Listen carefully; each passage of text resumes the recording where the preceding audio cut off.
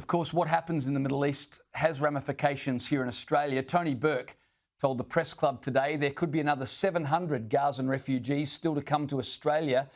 I'm curious to find out what you think about that. Should we be bringing more Gazans here when you consider, first, a peace deal, albeit shaky, has been signed, and second, for every one of the almost 3,500 visas granted, 2 were refused. I would have thought 2/3 of Gazan visa applications being refused demonstrates just how radicalised this region is and would add weight to calls for extreme caution on behalf of the Albanese government. Well, you're right, of course, James, but it's a delicate matter to speak of because the people who have come here lawfully, so they are welcome. We must assume they're good people and they're welcome and we don't know anything bad about them. However, it strikes me as very poor policy for us to be taking people from Gaza. The international community policy is that Gazans shouldn't be relocated. The overwhelming international refugee policy is that refugees should be settled in the region from which they come. There are dozens of Muslim nations in the Middle East and all around the world which have cultural affinities with the populations in Gaza. No one in the region is taking Gazan refugees.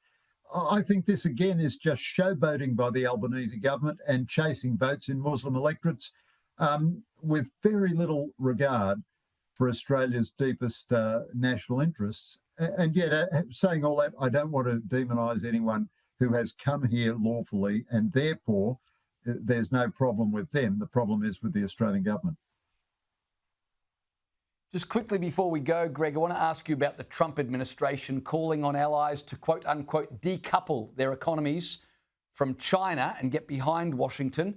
This comes after China threatened to restrict global supply chains with an expansion of control over rare earth minerals used to make smartphones, cars, household appliances.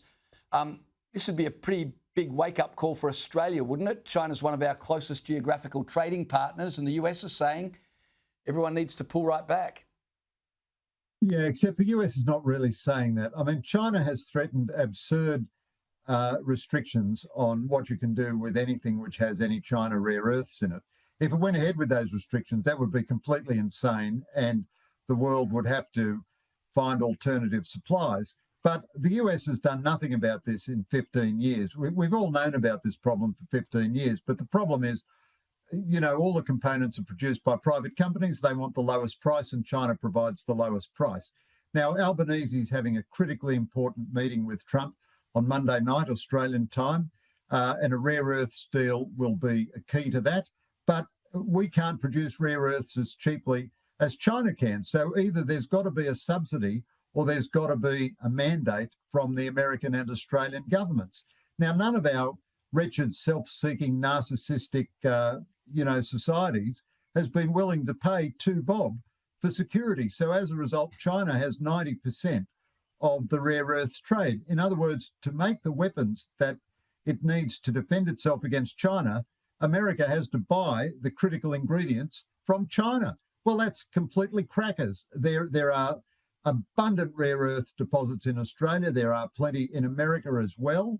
America and Australia could create their alternative supply if they wanted to.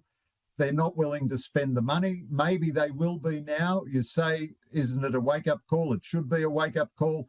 But we've had so many wake-up calls, we've put our alarm on snooze forever. And I hope it's a wake-up call. It's a very good point.